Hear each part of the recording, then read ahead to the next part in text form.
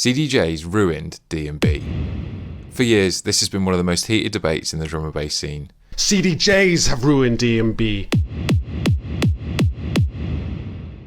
So, did CDJs really ruin the art form? Or is there more to this story? Welcome to the first in a new series where we dive deep into the myths, controversies and debates of drum and bass. I'm Sella from Interstellar Audio, and this is how CDJs ruined D&B. Fucking hell, this is a bad idea.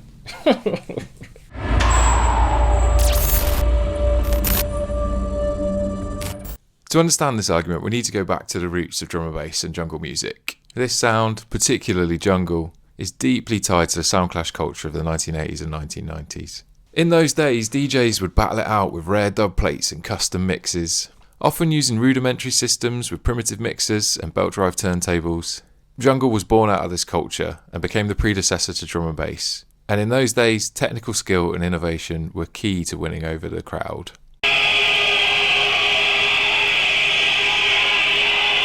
Then came the golden age of drum and bass.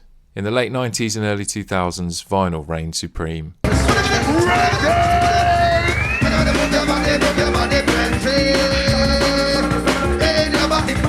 DJing wasn't just about track selection, it was about technical skill.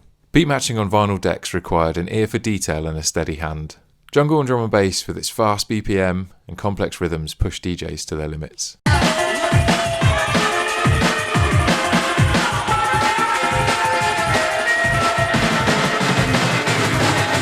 Then came the CDJ. Pioneers CDJ 1000 launched in 2001 and changed everything. Suddenly, DJs had tools like BPM counters, loops, and eventually even sync buttons.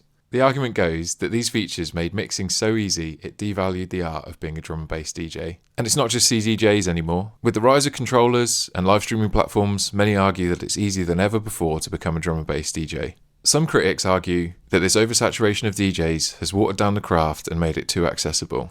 But here's the thing, while this criticism is valid, it's not the whole story. So let's look at how CDJs have actually helped the drum and bass scene.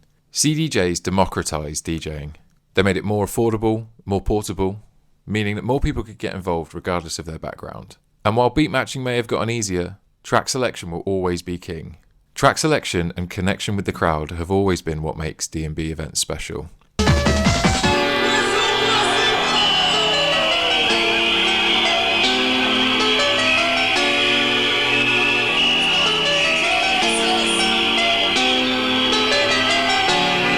Even legends like DJ Hype and Goldie recognise this. Hype has been around so long, he's used vinyl and CDJs in his sets, and he always emphasises that connection with the crowd is what matters most. Even Goldie, who's a forefather of the scene and a clear vinyl enthusiast, has acknowledged how CDJs have pushed the creative boundaries of the scene. And let's be real, the imperfections of vinyl-only sets from back in the day show that even the greats had moments where the beat match wasn't tight. But that didn't matter. It was about the vibe. These old rave recordings, where even the best DJs are sweating to find the mix, remind us that vinyl wasn't perfect either. Mistakes happened, but they were part of the drum and bass experience. Fast forward to today and drum and bass is in rude health. Whether it's veterans like Marquis or Caliber sticking to vinyl, or newcomers like Boo and Nia Archives embracing CDJs, it's no longer just about how you mix, but what you bring to the table. And let's not forget the creativity CDJs have unlocked. Features like cues and looping allow DJs to reimagine tracks on the fly, and that's helped push the scene forward, not hold it back.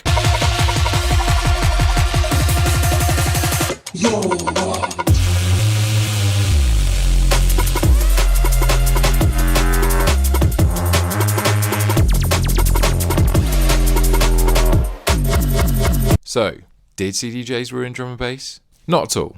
They changed the game, sure. But in doing so, it opened up the scene to new talent, new ideas, and new audiences. At the end of the day, drum and bass is about innovation, and CDJs are just another step in that evolution. So what's your take? Are you team vinyl? Are you a traditionalist?